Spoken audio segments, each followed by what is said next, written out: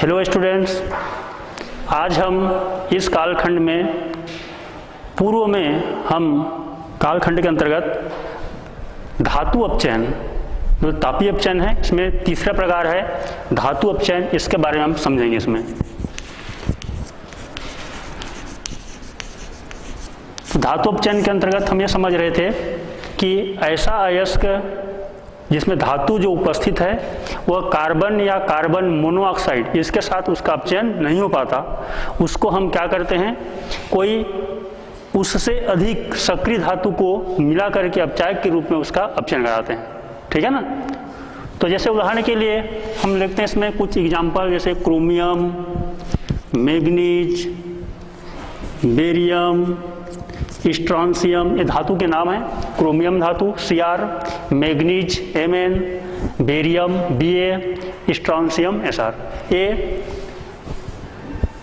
विद्युत धनात्मक तत्व हैं या धातु हैं। तो इसको हम कार्बन या कार्बन के मोनोऑक्साइड से जब इसका अपचयन कराएंगे तो उसी के साथ ही क्रिया कर लेते हैं और स्वयं कार्बाइड बना लेते हैं। इस कारण से इससे अधिक धन विद्युत तत्व, ठीक है ना, अधिक विद्युत धनी तत्व, विद्युत धनी प्रकृति के धातु, जिसमें जैसे एग्जाम्पल के यहाँ पर चले अपन सोडियम, कैल्शियम, एल्यूमिनियम आदि ये कुछ धातुएं हैं, इनको हम इसमें मिलाएंगे कार्बन के जगह में, कार्बन मोनोऑक्साइड के स्थान पर, और उसका क्या करना अपन को अपचयन कराना है इसमें। ठीक है। और इस प्रकार से एक एग्जाम्पल के यहाँ पर अपन लेते हैं इसमें गोल्ड स्मिथ की थर्माइट विधि। इसका एग्जाम्पल देखिए यहाँ पर एल्यूमिनियम से संबंधित है मुख्यतः गोल्ड स्मिथ।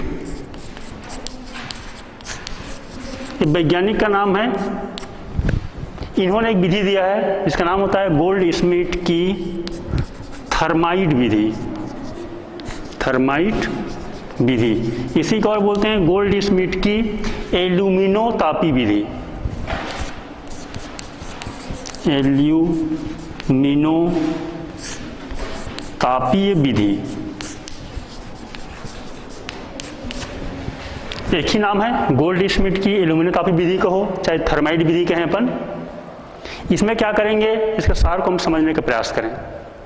इन धातुओं के जैसे क्रोमियम, मैग्नीज आदि है ना, इनके जो ऑक्साइड हैं जिनका हम सांद्रण या माने उसका भर्जन या निष्ठापन हो चुका है, उसको हम उसमें एल्यूमिनियम मिलाएंगे।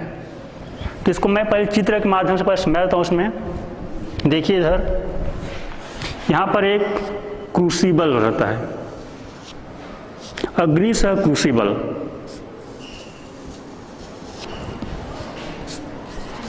अग्नि सह क्रूसिबल। क्रूसिबल क्या है, अधिक ताप तक गर्म करने के लिए कांच सिलिका से बना हुआ एक पदार्थ होते हैं जिसको क्रूसिबल कहते हैं अपन। एक कप जैसा आकृति होती है, ये बहुत अधिक ताप तक भी गर्म करोगे तो पिघलने वाला नहीं है। ठीक है ना। इसमें क्या करते हैं अपन, यहां पर जिस धातु को लेना है उसको ले जाएंगे और इसके अलावा आयरन के ऑक्साइड जैसे फेरिक ऑक्साइड और इसमें एल्यूमिनियम के पाउडर, इसको अपन भर देंगे इसमें। ठीक है ना। एल्यूमिनियम का क्या है, पाउडर है। इस प्रकार से अभी समझने के लिए, और इसमें साथ साथ बेरियम का परऑक्साइड, बेरियम परऑक्साइड जिसका सूत्र होता है BaO2, बेरियम का परऑक्साइड, और इसमें भी एल्यूमिनियम के पाउडर हैं सब। इसको भर लेंगे और इसमें मैग्नीशियम के फीता, जैसे फटाका में देखते हैं अपन एटम बम है ना, दिवाली में फोड़ते हैं, वहाँ पर फीता लगी होती है, वैसा इसमें एक मैग्नीशियम का फीता लगा देते हैं। इस प्रकार से यहाँ पर ये पदार्थ बेरियम परऑक्साइड और एल्यूमिनियम का पाउडर भरा हुआ है। ये मैग्नीशियम का फीता है। अब लेकर के यहाँ पर क्या करेंगे, इसको, इस अग्नि सह क्रूसिबल को रेत में इसको अपन जमा देते हैं इसमें। ठीक है। और रेत में जमाने के पश्चात एक ऐसा स्टैंड रहता है, उस स्टैंड में और यहाँ पर ध्यान समझेंगे, यहाँ पर छोटे से छेद रहते हैं ताकि जो अंत में धातु प्राप्त होगा पिघल करके वो यहाँ से प्राप्त होगा। और इसको अंत में इस प्रकार से गटर होता है, गटर माने सामान्य शब्द में नाली, ठीक है ना, तो इसमें रखते हैं और इसमें लोहे के टूटे हुए राड इसको अपन रख देते हैं इसमें। ये लोहे का टुकड़ा है या इसको अपन कहते हैं गटर भी बोल सकते हैं, इसमें लोहे का टूटा हुआ टुकड़ा। और अब इसमें क्या करेंगे, यहाँ से मैग्नीशियम के फीता को अपन जलाएंगे। जब मैग्नीशियम का फीता जलेगा तो यहाँ पर जो बेरियम परऑक्साइड है ये ऑक्सीकारक के रूप में काम करते हैं, ऑक्सीजन उपलब्ध कराती है और धीरे धीरे उसमें संबंधित जो धातु है वो भी इसके साथ एल्यूमिनियम के साथ में धीरे धीरे क्या होता जाएगा, वो पिघलते जाएगा इसमें। और इस प्रकार से पिघलने का से ऊष्माक्षेपी होते हैं और जो धातु होते हैं वो पिघल करके नीचे तरफ इस प्रकार से गिरते जाते हैं इसमें। और जिस धातु को हमको प्राप्त करना है वह हमको पिघले रूप में प्राप्त होते हैं। तो इसका अपन समीकरण देखें क्या क्या होगा इसमें। जैसे कि एग्जाम्पल के हम अभी ले रहे हैं फेरिक ऑक्साइड Fe2O3, इसको समीकरण यहाँ पर लिखा गया है, और एल्यूमिनियम है। तो यहाँ पर जो एल्यूमिनियम है यह अपचाय का काम कर रहा है, इसीलिए इस विधि का नाम एल्यूमिनोतापी विधि कहते हैं। इसमें एल्यूमिनियम का उपयोग हुआ है अपचाय के रूप में। तो देखें अपन एल्यूमिनियम के साथ में क्रिया से क्या होगा, एल्यूमिनियम ऑक्सीजन को यहाँ से स्वयं क्रिया कर लेगा, अपचयन करेगा तो स्वयं बन जाएगा एल्यूमिनियम के ऑक्साइड। दूसरा, यहाँ से केवल जो तत्व है धातु वो हमको प्राप्त हो जाएंगे। यहाँ पर लोहा है इस प्रकार, और साथ ही साथ इसमें उष्मा मुक्त होती है, इसीलिए यहाँ पर क्यू लिखा गया है। इसको क्यू माने उष्मा को अपन संकेत में क्यू लिखते हैं। यह एक उष्मा क्षेपीय अभिक्रिया है। यहाँ पर कितना उष्मा निकलेगा वो अभिक्रिया की बात है इसमें। इसको कैलोरी में लिखें या किलो कैलोरी में एक संकेत के रूप में इसको लिखा जा रहा है इसमें, ठीक है ना, कैपिटल क्यू। अब समीकरण को बैलेंस कर लीजिए, 2 Fe 3 ऑक्सीजन, इसमें एल्यूमिनियम 2 है, 2 से गुणा कर दें। तो यहाँ पर जो एल्यूमिनियम है वो किसका काम कर रहा है, यहाँ पर अपचायक की भांति काम कर रहे हैं। उसी प्रकार से क्रोमियम के ऑक्साइड को लेते हैं, क्योंकि हमको यहाँ पर मुख्य उदाहरण क्रोमियम को लेना है इसमें। ये जो क्रोमियम है, ऐसे तो आयरन के ऑक्साइड कार्बन से भी उसको काम चलाते हैं अपन, उसी से बनाते हैं, लेकिन एग्जाम्पल के तौर पर इसको लिए हैं क्योंकि इस पात्र में क्रूसिबल में हम आयरन के जो ऑक्साइड है उसको एल्यूमिनियम के साथ पाउडर बना करके भरते हैं, तो अभिक्रिया ऑलरेडी होगा उसमें। लेकिन हमको प्राप्त किसको करना है, मुख्यतः क्रोमियम, मैग्नीज, बेरियम, स्ट्रांशियम, इन धातुओं को हम प्राप्त करने जा रहे हैं। क्योंकि कार्बन या कार्बन मोनोऑक्साइड से उसका अपचयन नहीं होता, वो स्वयं उससे क्रिया कर लेते हैं, इसलिए एल्यूमिनियम की जरूरत पड़ रही है। इन जिसमें धातु की बात किया क्रोमियम, मैग्नीज, इससे अधिक सक्रिय धातु, जैसे सोडियम यहाँ पर लिखा गया है, सोडियम, कैल्शियम, एल्यूमिनियम, ये कोई भी हो सकते हैं। इसमें हम मुख्यतः किसको ले रहे हैं, अपन एल्यूमिनियम को ले रहे हैं। तो यहाँ से अपन एल्यूमिनियम को से क्रिया कराते हैं अपन, तो सेम इसी प्रकार से एल्यूमिनियम जो है प्रबल अपचायक है, इसीलिए ऑक्सीजन से क्रिया करके स्वयं क्या बना लेगा, वो एल्यूमिनियम के ऑक्साइड बना लेंगे। और यहाँ से धातु प्राप्त हो जाएगा क्रोमियम, और यहाँ पर ठीक इसी प्रकार से ऊष्मा बाहर निकलेगी Q कैलोरी, ठीक है। और इस प्रकार समीकरण को बैलेंस करेंगे। ऊपर समीकरण की उत्तर सेम है, इसमें 2 क्रोमियम है, 3 ऑक्सीजन, 2 एल्यूमिनियम। ऐसे मैग्नीज का भी बनाएंगे तो ठीक इसी प्रकार से बनेगा, ठीक है ना। मैग्नीज का ऑक्साइड Mn3O4, इसको भी करेंगे तो सेम इसी प्रकार से ऊष्मा क्षेपीय अभिक्रिया होते हैं। और ऑक्सीजन कहाँ से उपलब्ध होती है, ये जो बेरियम परऑक्साइड है जिसको पोटली बनाकर ऐसा लिया गया है इसमें, यहाँ से ऑक्सीजन उपलब्ध होती है। तो ये विधि तब प्रयोग किया जाएगा जब कोई धातु कार्बन या कार्बन से संबंधित जो अपचायक है उसे कोई क्रिया माने उसके अपचयन नहीं हो पाता, तब हम इस विधि का उपयोग करते हैं। आगे चले अपन तापीय अपचयन में 3 पढ़े। पहला क्या पढ़े थे अपन तापीय अपचयन में, पहला विधि कार्बन अपचयन। दूसरा क्या पढ़े अपन, ऐसे अपन जो अभी सिस्टमेटिक पढ़े इसमें स्व अपचयन। और तीसरा क्या पढ़े अपन धातु अपचयन, ठीक है ना। इसके अंतर्गत में उदाहरण है गोल्डस्मिथ का थर्माइड विधि। अब आगे चलते हैं अपन दूसरी अपचयन की विधि।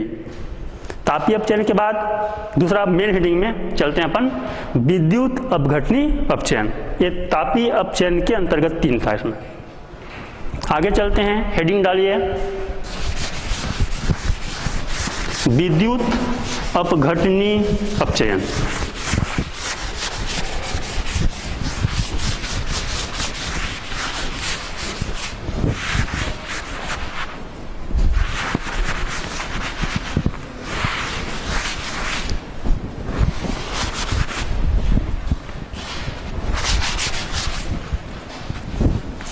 विद्युत अपघटनी अपचयन। इसमें क्या करेंगे अपन, पर समझ इसके सिद्धांत को। अभी तक हम जो जिस चीज़ों की बात की है अपन, अपचयन हम 3 प्रकार से करने जा रहे हैं, तापीय अपचयन, विद्युत अपघटनी अपचयन और एक है रासायनिक अपचयन। ठीक है, तो ऐसे धातु जो पहला वाला यानी तापीय अपचयन और आखिरी वाला यानी अभी अपन क्रम से लिख चुके हैं अपन रासायनिक अपचयन, इन दोनों के द्वारा अपचयन नहीं होते, उनको हम किस द्वारा करते हैं अपन, विद्युत अपघटनी अपचयन के द्वारा करते हैं।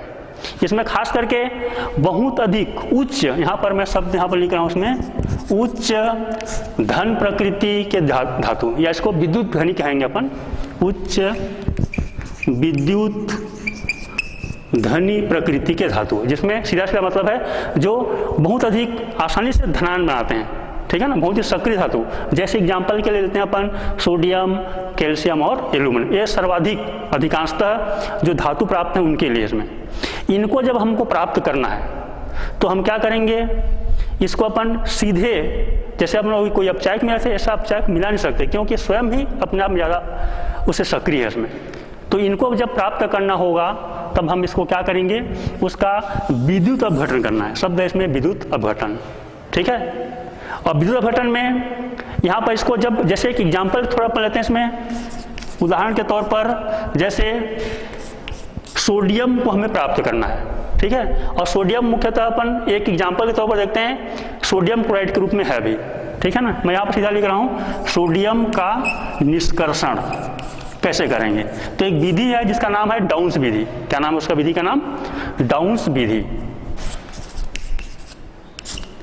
डाउन्स विधि, इसी का हम यहाँ पर जिक्र करेंगे।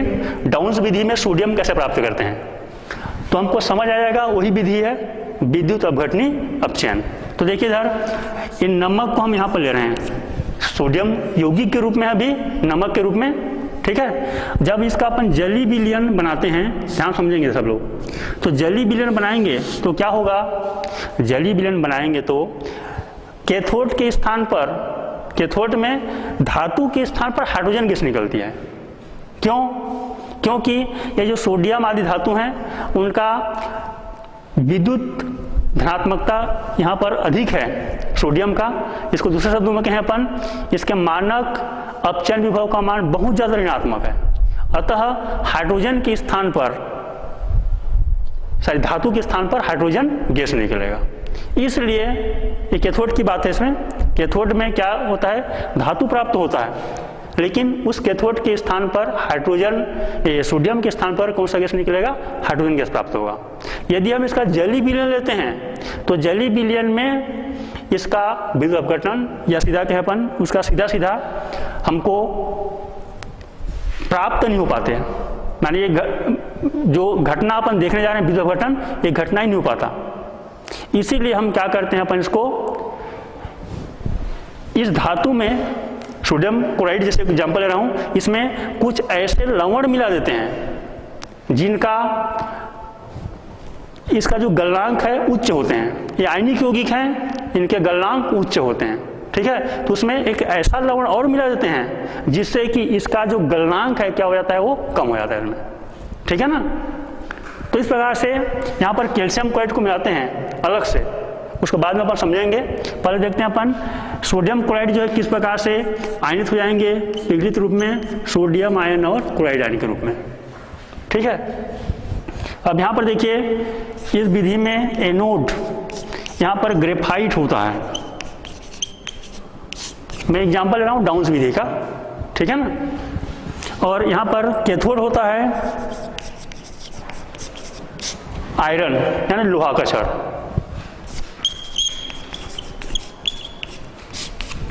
ग्रेफाइट है एनोड और कैथोड के रूप में आयरन का छड़ है। इसमें कैसे अभिक्रिया होंगे देखिए इधर से, एनोड पर अभिक्रिया होती है ऑक्सीकरण। कौन सी क्रिया होती है, ऑक्सीकरण।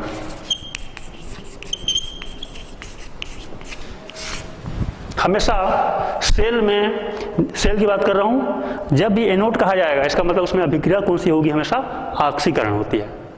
ठीक है, और दूसरे शब्दों में समझें, इसमें इलेक्ट्रॉन का निकलना कौन सा अभिक्रिया होती है? ऑक्सीकरण।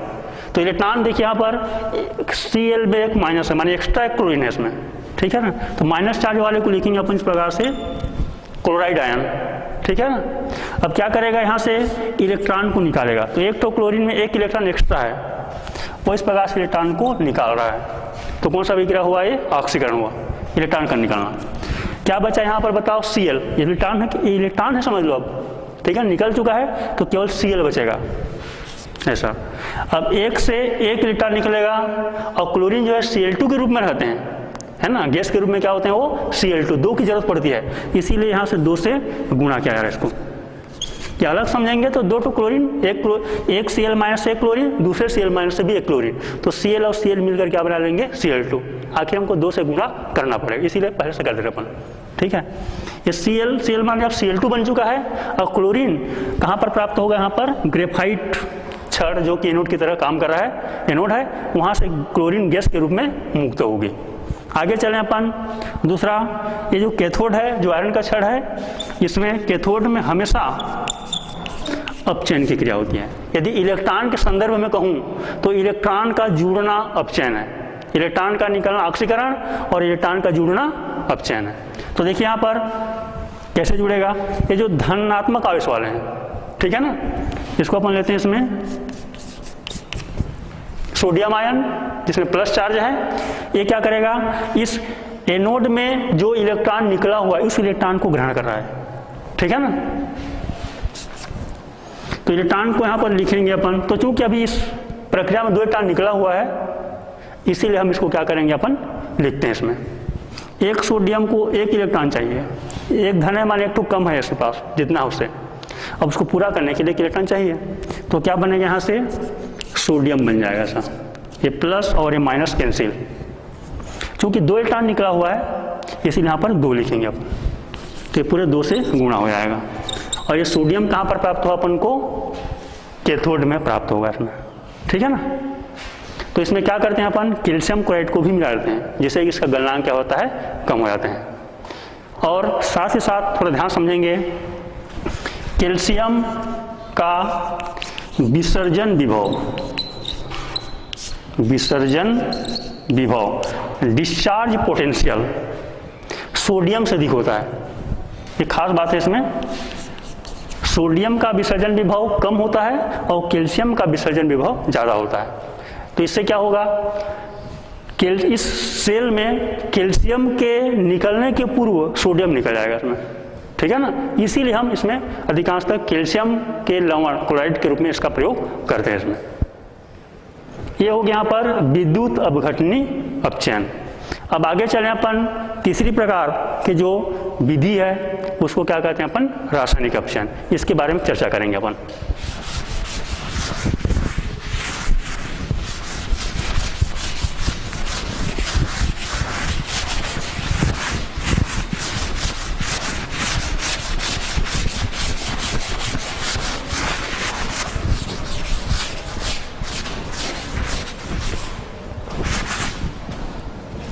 तीसरी विधि है इसमें रासायनिक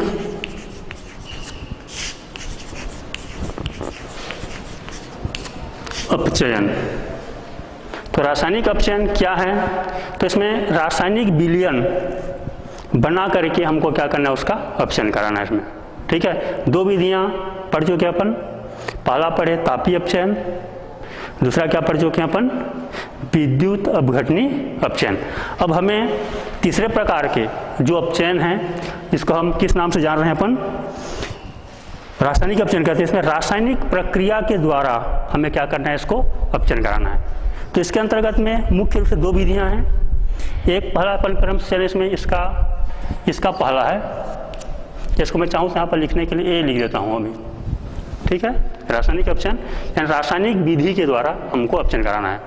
तो कैसी रासायनिक विधि होगा, इसमें विधि है जिसका नाम है विस्थापन अभिक्रिया, या विस्थापन समझ सकते हैं इसमें, अभी विस्थापन करना ठीक है। इसमें हेडिंग डाल लीजिए विस्थापन। कौन सी अभिक्रिया है इसमें, विस्थापन अभिक्रिया, डिस्प्लेसमेंट। तो क्या होते हैं, देखिए इसमें अधिक सक्रिय धातु और कम सक्रिय धातु, तो जिसका हमें निष्कर्षण करना है उससे अधिक सक्रिय धातु को लेना है।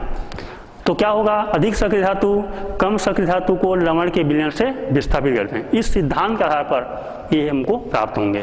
जैसे एग्जांपल के लेते हैं अपन, देखिए कापर, हमको कापर को प्राप्त करना है, अभी यह लवण के रूप में मान लीजिए, जैसे कापर का सल्फेट, इसमें ये अभी विलयन के रूप में है, इसको अपन AQ लिख देते हैं, ये जली विलयन है इसका। इसमें अधिक सक्रिय धातु, जैसे उदाहरण के लिए Fe, और एक एग्जांपल लेते हैं सामान्य रूप से जिंक, जस्ता तांबा से अधिक सक्रिय है, ठीक है ना, जो कि अभी ठोस रूप में रहते हैं।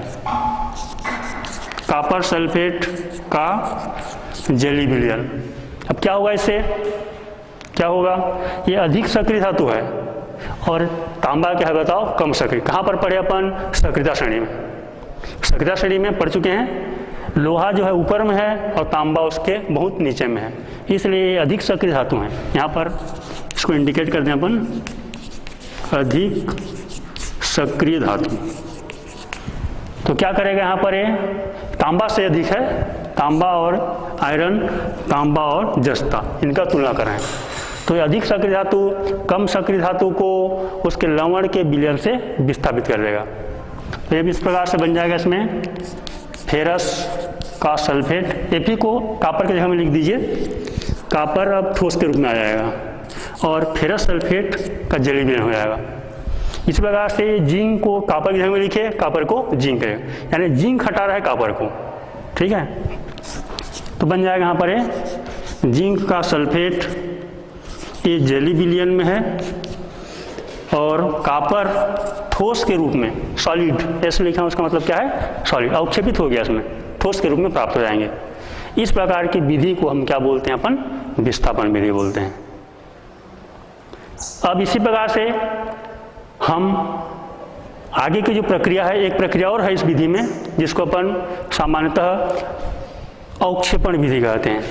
इसमें क्या करेंगे, अवक्षेप बनाएंगे, जिस धातु को हमें निष्कर्षित करना है, अपचित कराना है, उसका अपन कोई विलयन बनाएंगे और उस विलयन में उससे अधिक सक्रिय धातु को मिला देंगे। तो क्या होगा, सेम इसी प्रकार से विस्थापन अभिक्रिया जैसे वह अवक्षेपित होकर के हमको प्राप्त हो जाएंगे।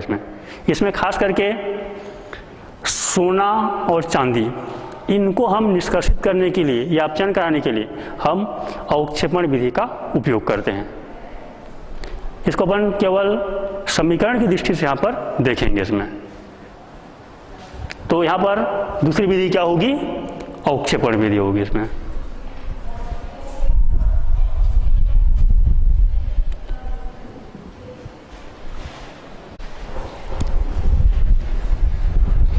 आइए अब हम दूसरी प्रकार की जो विधि है इसी में रासायनिक अपचयन की विधि में, जिसका नाम है विस्थापन के बाद में अवक्षेपण विधि, इस पर भी थोड़ा अपन चर्चा करें। इसमें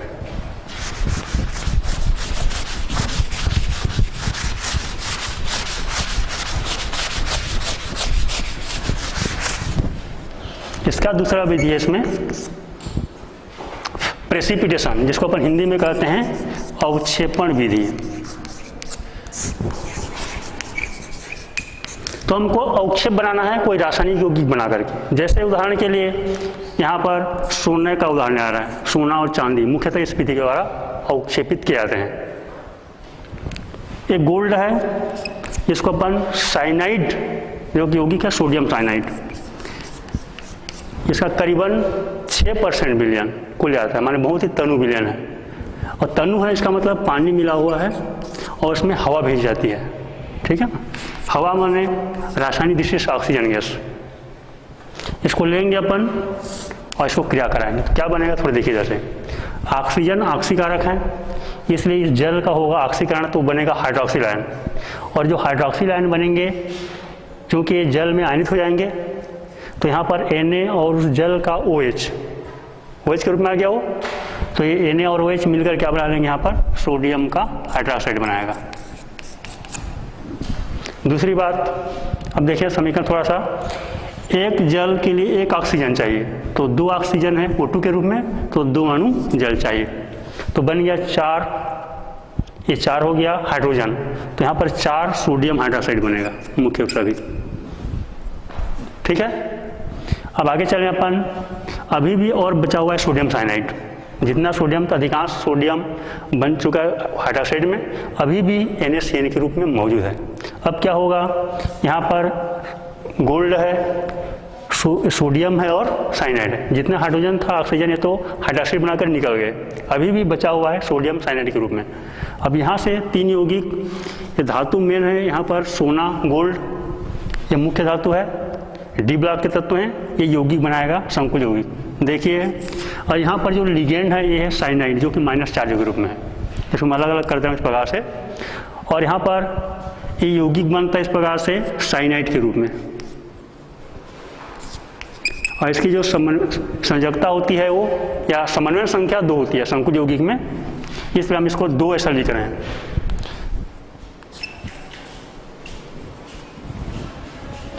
आगे एक साइनाइड में 1 माइनस, 2 साइनाइड है तो 2 माइनस, और 2 यदि लिगेंड होते हैं तो इसमें इस सोने के पास में 1 प्लस होता है। तो हल करेंगे तो 2 माइनस और 1 प्लस बराबर 1 माइनस बचेगा, उसी को बैलेंस करने के लिए सोडियम भी सामने में उपस्थित है। ठीक है, और इस प्रकार समीकरण को जब बैलेंस करेंगे यहाँ पर, तो हमको प्राप्त होगा अभी फिलहाल यहाँ पर देखिए 4 सोडियम अभी भी उतने ही बाकी हैं इसमें, तो अभी भी 4 और बाकी, यानी कि कुल मिलाकर कितना हो गया, 8 थे इसमें। ठीक है ना, तो यहाँ पर 4 सोडियम अभी बाकी है, तो पूरे समीकरण को हम 4 से गुणा कर देते हैं इस प्रकार से। अब यहाँ पर गोल्ड की संख्या भी कितना हो गया, यहाँ पर 4 हो गया, तो इसी को हम 4 से गुणा कर रहे हैं। साइनाइड की संख्या 8 हो गया, तो 4 दूनी 8 साइनाइड। अब आगे क्या होगा, देखो यहाँ पर जो गोल्ड था वो ऐसा संकुल यौगिक NaAuCN ट्वाइस, ऐसा यौगिक बना करके इसको अपन कहते हैं सोडियम डाइसाइनोआरेट। ऐसा यौगिक बना करके वह क्या होते हैं, उपस्थित रहते हैं। अब उसमें सोना से अधिक सक्रिय धातु को मिलाते हैं, जैसे उदाहरण के लिए जस्ता। ठीक है ना, सक्रियता श्रेणी में पढ़ चुके हैं अपन। जस्ता, सोना सबसे नीचे में था धातु के अंतर्गत में, और बहुत ऊपर में था जस्ता, तो ये अधिक सक्रिय धातु है। इसको मिलाएंगे अभी ठोस के रूप में है। उस यौगिक में सोडियम डाइसाइनोआरेट, जिसको सूत्र के रूप में इस प्रकार से लिखेंगे NaAuCN ट्वाइस। अब इससे क्या होगा, इसका जली विलयन बना देते हैं, और ये जस्ता है, ये सोना से अधिक सक्रिय है, इसलिए इसको लवण के विलयन से क्या कर देगा, हटा देगा इसमें। तो इसके जगह में, गोल्ड के जगह में कौन आ जाएगा, जस्ता आ जाएगा। तो जस्ता है। अब देखिए इधर से एक जस्ता, जैसे यहाँ पर गोल्ड अभी 1 प्लस में था, तो यहाँ पर इसमें 2 लिगेंड थे। ऐसे जस्ता जब रहेगा तो 4 लिगेंड होते हैं। ठीक है ना, तो 4 यहाँ पर साइनाइड, क्योंकि ऐसा यौगिक बनते हैं इसमें, इसके समन्वय संख्या 4 होती है। अब यहाँ पर देखिए एक जस्ता में 2 प्लस, एक साइनाइड में 1 माइनस, तो हल करेंगे 4 माइनस और 2 प्लस बराबर 2 माइनस बचा हुआ है, तो 2 माइनस को बैलेंस करने के लिए यहाँ पर 2 प्लस यानी कि सोडियम उपस्थित है इसमें। तो सूत्र हो गया Na2ZnCN4। इसको शब्दों में कहेंगे सोडियम टेट्रासाइनोजिंकेट, ऐसे यौगिक हो जाते हैं। और यहाँ से अब गोल्ड यहाँ से बाहर निकल जाते हैं, यहाँ पर अभी जो पढ़ रहे हैं इसमें बाहर, और इसको हम इधर लिखेंगे गोल्ड। ये कैसा हो गया, ये अवक्षेपित हो गए, ठोस के रूप में यहाँ पर हमको प्राप्त हो जाएगा, अवक्षेप के रूप में नीचे बढ़ जाएगा वो।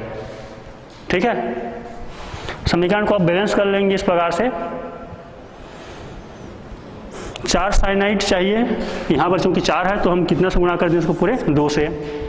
2 सोडियम राइट में भी 2 है, गोल्ड की संख्या भी 2 है, इसलिए यहाँ पर ये 2 से गुणा कर दें इसमें।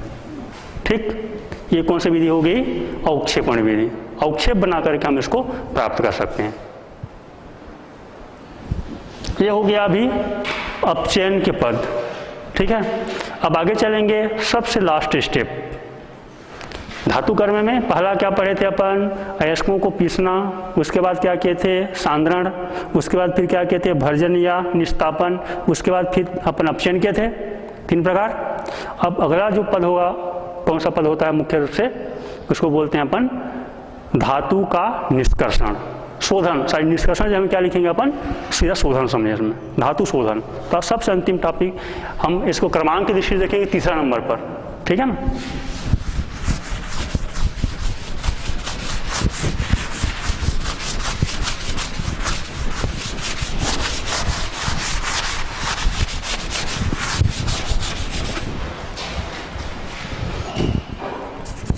धातु शोधन। तो धातु शोधन क्या चीज़ है पर समझ लें। अभी तक हमको जो धातु प्राप्त हुए हैं वो पूर्णतः शुद्ध नहीं है, वो कैसे हैं, वो अशुद्ध हैं, अशुद्ध धातु। इसी को हम दूसरे शब्दों में बोलते हैं कच्चे धातु। क्या बोलते हैं इसको, कच्चे धातु। इसका नाम है क्रूड मेटल।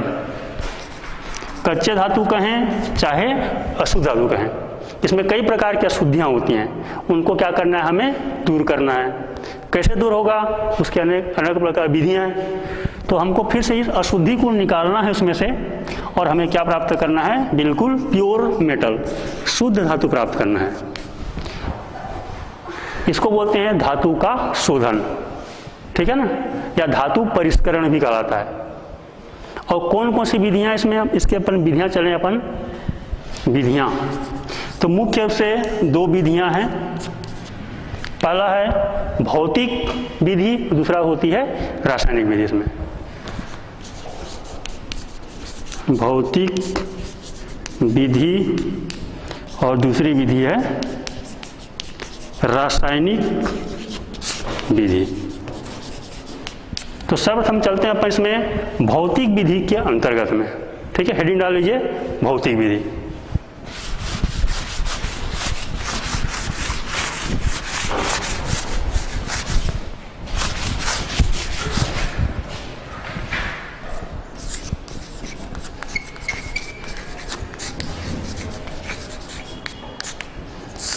भौतिक विधि में कुछ विधियां हैं जिसको हम यहाँ पर अभी चर्चा में लाएंगे। तो पहला अपन देखते हैं 4 मुख्य विधियां। एक है आसवन, इसके अंतर्गत पहला लिख रहा हूं मैं आसवन।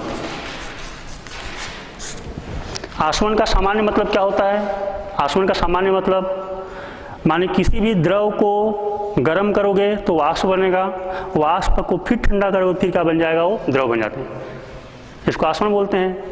इसी प्रकार से चूंकि हम धातु के बारे में बोल रहे हैं तो ठोस है, गर्म करें क्या बनेगा, द्रव बनेगा, द्रव को फिर ठंडा करें क्या बनेगा, वो फिर से ठोस बन जाएगा, ठीक है ना। ऐसे हमको रिपीट करना है इस प्रोसेस को। तो इसमें क्या होंगे, जितने भी अवाष्पशील धातुएं, अवाष्पशील वस्तुएं होती हैं बच जाएगा, और जो वाष्पशील होते हैं वो निकल जाएंगे इसमें। तो इसका मुख्यतः उपयोग कम क्वथनांक वाले धातु, इसका सिद्धांत समझ लेंगे, कम क्वथनांक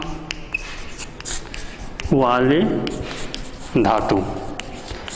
जैसे कुछ एग्जाम्पल के हम यहाँ पर लेंगे, पारा है, उसी प्रकार से जिंक है, आर्सेनिक है। हम इसको यहाँ पर एग्जाम्पल लेते हैं, जिंक, आर्सेनिक, मरकरी आदि ऐसे धातु जिनका क्वथनांक कम होते हैं, इनको हम क्या करेंगे, इस प्रकार से लेंगे। अब इसमें पहले समझा रहा हूँ इसको समझने के लिए। अब यहाँ पर दोनों एक साथ हैं, अशुद्धि भी है धातु भी है। तो जब गर्म करेंगे तो चूंकि उसका क्वथनांक कम होता है, ठीक है ना, और कम क्वथनांक होगा, इस कारण से उसमें से एक जो पदार्थ है वो क्या बन जाएंगे बताओ, यहाँ पर वाष्प बन जाएंगे, और एक पदार्थ क्या हो जाएगा बताओ, बिना वाष्प बने वहीं पर जिस पात्र में रखे हैं वहीं पर शेष रहेंगे। तो यहाँ पर खास करके धातु जो है जिंक, आर्सेनिक आदि, यहाँ पर समझाने की इसी विकास लिख रहा हूँ, इसमें धातु खास करके जिसकी चर्चा हम यहाँ पर अभी किए हैं, ये वाष्प बनेगा, और वाष्प जब बन जाएगा, मैं सांकेतिक रूप से लिख रहा हूँ, वाष्प को फिर से क्या करेंगे, यहाँ पर जाकर के आगे ठंडा करेंगे, तो ठंडा करेंगे तो फिर से हमको क्या प्राप्त हो जाएगा, धातु, और उसमें जो अशुद्धि रहेगा इसी पात्र में रुक जाएगा उसमें, ठीक है ना। यहीं पर आधे जो अशुद्धि हैं बच जाएगा, ठीक है, इस विधि क्या बोलते हैं अपन? आसवन विधि। उसी प्रकार से चले अपन, दूसरी विधि है द्रवण विधि।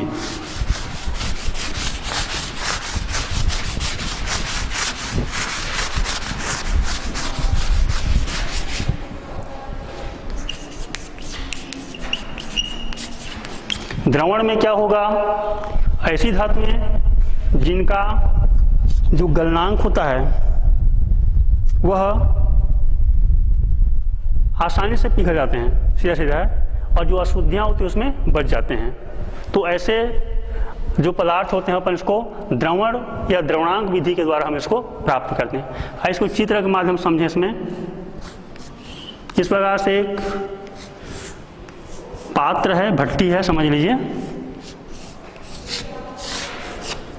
अब देखिए यहाँ पर एक इस प्रकार से ढालू भट्टी है पूरा। इसमें उस धातु को लेंगे जिसका हमें क्या करना है? शोधन करना है, ठीक है ना। ये धातु होंगे।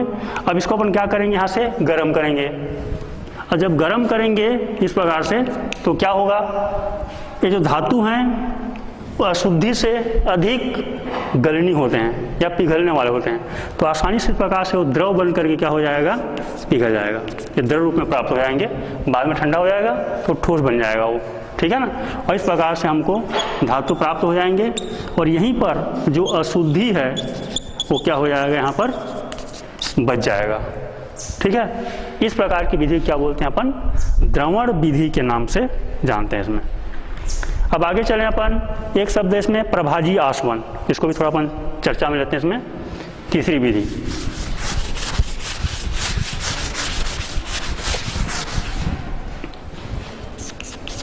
प्रभाजी आसवन, फ्रैक्शनल डिस्टिलेशन। तो दो या दो से अधिक धातु एक साथ हैं तो उसको क्या करेंगे? उनका क्वथनांक अलग अलग है, तो उसको क्वथनांक को देख करके हम ऐसा गर्म करें कि एक ही धातु वहाँ से वाष्प बने और दूसरा क्या हो जाए? बच जाए इसमें, ठीक है ना। तो इस प्रकार से क्या होगा? एक धातु पहले वाष्प बन जाएंगे, उसको अलग से इकट्ठा कर लेंगे, बाद में ठंडा कर लेंगे तो अलग प्राप्त हो जाएगा। एक फिर बच जाएगा, फिर टेम्परेचर बढ़ा देंगे तो फिर से जो दूसरा धातु है वो क्या हो जाएगा? प्राप्त हो जाएंगे। तो जितने भी अशुद्धियाँ सब क्या हो जाएंगे? वो अलग हो जाएंगे। ऐसी विधि क्या बोलते हैं अपन? प्रभाजी आसवन कहते हैं। इसमें खास करके लेड, जस्ता, इनको एक साथ जब रहते हैं तो हम इस विधि के द्वारा प्राप्त करते हैं। अब अगला एक विधि पढ़ते हैं अपन, चौथी विधि भौतिक प्रक्रम के द्वारा। इसमें इसको बोलते हैं अपन जोन शोधन। जोन शोधन, ऐसे जोन का सामान्य शब्द में अपन अर्थ देखेंगे तो क्षेत्र होता है, ठीक है ना। जोन का मतलब क्या होता है? क्षेत्र। जैसे हम लोग बोलते हैं बस्तर जोन, इसको और कहेंगे बस्तर संभाग बोल देते हैं। सामान्य शब्द में संभागीय स्तर जोन, जोनल बोलते हैं अपन। तो यहाँ पर जोन शोधन इसी क्या होंगे इसमें देखिए। जैसे इसमें कुछ धातुएं हैं, जैसे मैं कुछ नाम ले रहा हूँ यहाँ पर, आर्सेनिक खास करके एक मुख्य उदाहरण में यहाँ पर है आर्सेनिक या जर्मेनियम, Ge, जर्मेनियम धातु हैं। इनको जब हम खास कर शोधन करते हैं तो इस विधि द्वारा शोधन करते हैं, इसका परिशोधन। तो अशुद्ध है अभी, अशुद्ध, अभी मैं समझाने के लिए आपको जर्मेनियम का उदाहरण बता रहा हूँ, Ge, इसको नाम अपन देखेंगे तो जर्मेनियम धातु। ये सारी धातु के रूप में ही अभी फिर उपधातु है, तो अभी धातु ही समझ लीजिए इसको। क्या करेंगे? थोड़ा ध्यान समझेंगे। इस प्रकार से यहाँ पर इसका क्षण रहते हैं, ठीक है ना। इस क्षण में अशुद्धियाँ भी हैं। अब इसको क्या करेंगे? अलग से यहाँ पर एक सर्कुलर, जिसको अपन हिंदी में कहेंगे तो एक गोलाकार एक हीटर होता है, ठीक है ना। एक गोलाकार हीटर है, गोलाकार हीटर। इसको लेंगे अपन, और लेने के पश्चात इसको एक स्थान से दूसरे स्थान तक धीरे धीरे धीरे धीरे, वो भी निर्वात कक्ष रहते हैं उसमें धीरे धीरे खिसकाते जाना है इसको, ठीक है ना। जब धीरे धीरे खिसकाएंगे तो क्या होगा? मैं समझाने बता रहा हूँ। इस प्रकार से देखिए, मालूम यहाँ तक आया हीटर, तो इतना जो भाग है बिल्कुल पिघल जाएगा, गर्म हो जाएगा, ठीक है ना। जब गर्म हो जाएगा तो क्या होगा? इसमें जितने भी अशुद्धियाँ होती हैं, मैं समझाने किस प्रकार से लिख रहा हूँ, ये सभी अशुद्धियाँ इस भाग में भी तो पिघल जाएंगे, और पिघलने के बाद इस हीटर के माध्यम से वो आगे की ओर फिसलते जाएंगे और पीछे पीछे यहाँ पर जो धातु अभी गर्म हो चुका था वो धीरे धीरे क्या होता जाएगा, वो ठोस होते जाएंगे।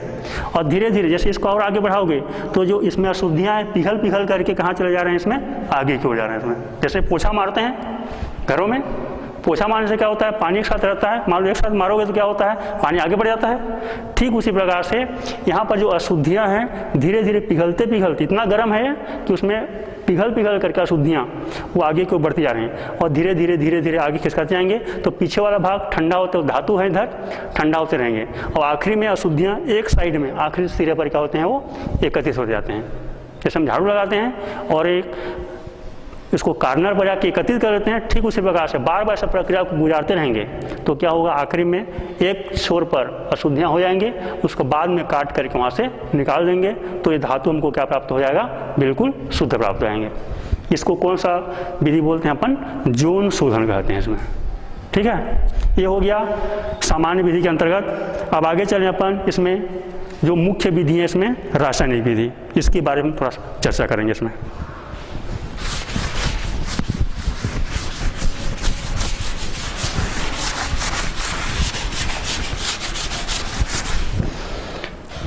रासायनिक विधि ये दूसरी विधि है। रासायनिक विधि में मुख्य रूप से यहाँ पर दो विधियां हैं। एक को बोलते हैं वान आर्केल विधि, वान आर्केल विधि। इसमें मुख्यतः टाइटेनियम धातु का हम यहाँ पर परिशोधन करते हैं। टाइटेनियम में जो भी अशुद्धि होती है तो इसका सिद्धांत पर समझ लीजिए। टाइटेनियम में अशुद्धि है, अभी मैं समझाया किस प्रकार लिख रहा हूँ। टाइटेनियम है अभी अशुद्ध है, कैसा है यहाँ पर अशुद्ध, माने अशुद्धि की मात्रा मिली हुई है। अब क्या करेंगे, इस धातु को हमें ऐसे यौगिक बनाना है, सिद्धांत को अच्छे से गौर से सुने, इसमें ऐसे यौगिक बनाना है जो कि अस्थायी होना चाहिए, ठीक है ना, और वाष्पशील होना चाहिए, अस्थायी होना चाहिए और वाष्पशील होना चाहिए। जैसे उदाहरण के लिए यहाँ पर आयोडीन से क्रिया कराया जा रहा है, ठीक है ना, तो ये धातु है अशुद्धि तो है, लेकिन हम जिससे यौगिक बनाने जा रहे हैं अस्थायी यौगिक, जैसे आयोडीन से क्रिया कर रहे हैं, तो अशुद्धि के साथ क्रिया न हो इसकी। ऐसे हम यौगिक माने कोई पदार्थ लें जो अशुद्धि के साथ यौगिक न बनाता हो, और किसके साथ यौगिक बनाता हो, धातु के साथ में, ठीक है ना। तो टाइटेनियम जो है इस आयोडीन के साथ में यौगिक बना लिया, तो टाइटेनियम के बन गए यहाँ पर आयोडाइड, जिसका सूत्र होता है Ti, टाइटेनियम टेट्राआयोडाइड, ठीक है ना। एक ऐसे यौगिक हैं बताओ यहाँ पर अस्थायी यौगिक हैं, अस्थायी के साथ साथ वाष्पशील भी हैं, अस्थायी और वाष्पशील यौगिक बना लिया इसमें, ठीक है। अब यहाँ पर क्या होगा, अशुद्धि बच गया क्योंकि अशुद्धि से कोई क्रिया नहीं हुई इसमें। अब अशुद्धि तो निकल चुका क्योंकि धातु से अशुद्धि क्या हो चुका है, बाहर हो चुका है। अब इसमें क्या करेंगे, इस यौगिक को पुनः हम क्या करेंगे, गर्म करेंगे। तो चूंकि यहाँ पर ये जो आयोडीन है वाष्पशील होते हैं, तो वाष्प बनकर क्या हो जाएगा, वो निकल जाएंगे इसमें, और हमको धातु प्राप्त हो जाएगा टाइटेनियम। इसको आगे के समीकरण में इस प्रकार से, इसको जब अपन आशोधन करेंगे या गर्म करें तो आयोडीन यहाँ से मुक्त हो जाते हैं क्योंकि यह अधिक वाष्पशील होते हैं, और यहाँ पर टाइटेनियम क्या हो जाएगा, यहाँ पर बच जाएगा। और कैसे टाइटेनियम प्राप्त होगा, अपन को शुद्ध प्रकार के प्राप्त होते हैं, ठीक है। इस विधि क्या बोलते हैं अपन, वान आर्केल मेथड कहते हैं इसमें, ठीक है। यह एकदम सरल तरीका है इसमें, टाइटेनियम खास करके। तो जिस धातु का हमें शोधन करना है उसको विशेष प्रकार के यौगिक बनाते हैं, एक शब्द है विशेष प्रकार के यौगिक में बदलना, और वह विशेष यौगिक बाद में जब देखेंगे तो किसी तत्व के साथ या किसी रासायनिक पदार्थ के साथ जब क्रिया कराएंगे तो अशुद्धि क्रिया नहीं होनी चाहिए, अशुद्धि के साथ कोई क्रिया नहीं होनी चाहिए, ठीक है। तो इस प्रकार से ये हमको प्राप्त होंगे। अंत में वो वाष्पशील भी होता है तो अलग अलग भी हो सकते हैं।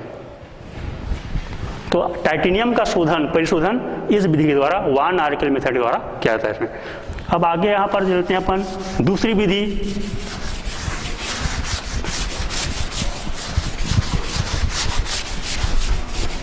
विद्युत अपघटनी शोधन। रासायनिक विधि के अंतर्गत पहला अपन पढ़े वन आर्केल, दूसरा विधि यहाँ पर है विद्युत अपघटनी शोधन। इस बात को अच्छी तरह समझ लें, इसमें क्या क्या इसके सिद्धांत हैं। इसमें जिस धातु का हमें शोधन करना है उसका हम मोटा छड़ लेते हैं, ठीक है ना। ये छड़ देखिए यहाँ पर, ये मोटा छड़ है, और एक छड़ लेते हैं अपन पतला छड़। ये चित्र के माध्यम से इसको समझने का प्रयास करें। ये पतला छड़ है। जैसे मुझे मान लो तांबे का मुझे शोधन करना है, ये साधारण उदाहरण है। तो यहाँ पर एक पतला छड़ ले रहा हूँ मैं, और एक ऐसा पतला छड़ यहाँ पर ये शुद्ध का है। जैसे मान लो उदाहरण के लिए मैं तांबे का ले रहा हूँ, जिस धातु का लेना है मुझे इस विधि में, उसका पहले से शुद्ध, जैसे उदाहरण के तांबा है, यहाँ पर एग्जाम्पल ले रहा हूँ मैं तांबे का, ठीक है ना। और एक यहाँ पर छड़ ले रहा हूँ मोटा छड़, यहाँ पर साफ साफ देख रहे हैं, मैं इसी शब्दों में लिख दे रहा हूँ मोटा छड़। एक ऐसा होगा यहाँ पर ये अशुद्ध धातु है जिसका हमें अभी शोधन करना है, जैसे उदाहरण के लिए तांबा का है, ठीक है ना।